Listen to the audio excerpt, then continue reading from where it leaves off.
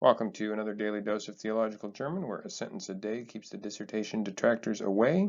And today we're beginning a brand new series, going to be looking at an excerpt from Albert Schweitzer and his book, The Rule or Kingdom of God and Christendom.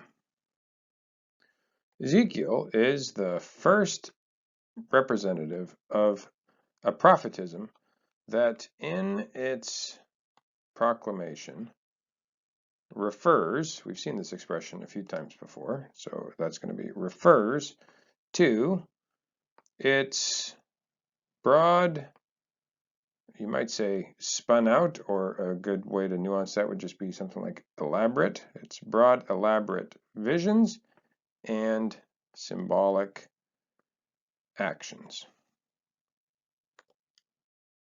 Okay, so this is a pretty straightforward sentence. You've got an equative clause to begin with. Ezekiel is the first representative of a prophetism. Now, I just want to quickly zero in on this. Prophetism is how I've translated this. You won't find that in your dictionary. You will find this word, propheten, which is going to be the word prophet in English. And how are you going to get ism on there? Or you might say prophethood or something like that. Well, if you think of English words, actually, like, for instance, the title of this book, we would translate, in the title of this book, we had the word Christentum in German, and in English, we would actually just change this to Christendom. We would just say basically the same thing, Christendom. Or you might think of kingdom, right? Or you might think of stardom. So we have these endings in English. Let's see, freedom. Okay, now we're getting political. Let's stop that. If you think of these kinds of endings in English, though, you can kind of see what they're doing. You take a noun, you put dum on the end, and it kind of creates a domain with respect to that noun. And so prophetdom doesn't really flow in English. We don't use that ending universally, so you're not going to say prophetdom. But prophetism works. Really what you're talking about is some kind of domain, some sphere of prophetness, whatever it is, right? And so you might even want to nuance this and say that Ezekiel is the first representative of a prophetic tradition or a prophetic movement or something like that, because this word here that I translated as representative really has to be representative. He's representing some group or something bigger than himself. So it wouldn't be right to say he's an example of a kind of prophetic voice. It's really, there's some prophetic movement in the background that he's the first representative of that we see in the Bible, is what Schweitzer is getting at. So, but that's how you kind of deal with words that aren't in your dictionary but have kind of common endings on them. You have to know how to take those endings and turn them into whatever type of noun you need in English to make sense of what the German has done with that ending. The only other thing I want to point out here is that you have this reflexive pronoun, which is sort of consternating, because you think to yourself, well, maybe this is going to be a reflexive verb, but it's not. If it was, that pronoun would show up in a different place over next to the verb.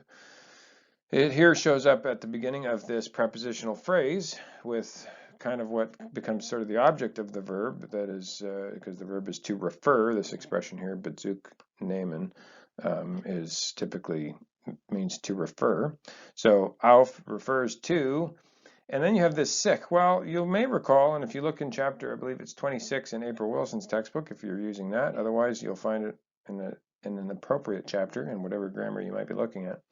But you may recall that sich can sometimes actually function not as a reflexive pronoun exactly. I mean, it is always in German a reflexive pronoun, but sometimes the way they put their sentences together, you're going to translate it as a possessive in English. And so that's kind of what's going on here. And what Schweitzer is basically saying is that Ezekiel refers to the broad, let's get the highlighter here, the broad, elaborate visions and symbolic actions of its being this kind of prophetism. So in other words, this prophetic movement that has symbolic actions and wide, elaborate visions. Those are part of the prophetic movement. But unlike other prophetic voices who perhaps just speak prophecies, even though these symbolic actions and kind of elaborate visions might also be part of what's going on in the background.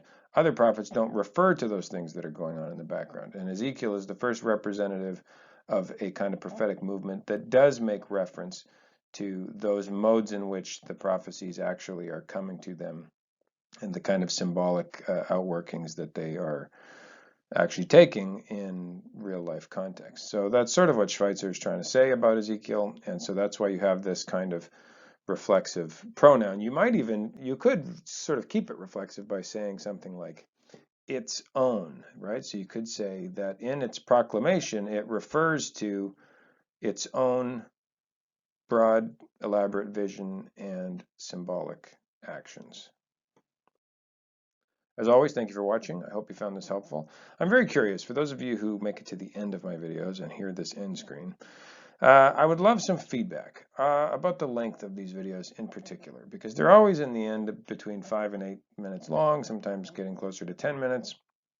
And I'm just wondering, is that too much? Would you prefer just a quick translation and far less commentary on syntax, etc., to get into much shorter videos? What is beneficial to you and would help more people be able to access these in their busy lives? I would love to hear your thoughts on that. But as always, thank you for watching, and do tune in again tomorrow. We'll have another one ready to go.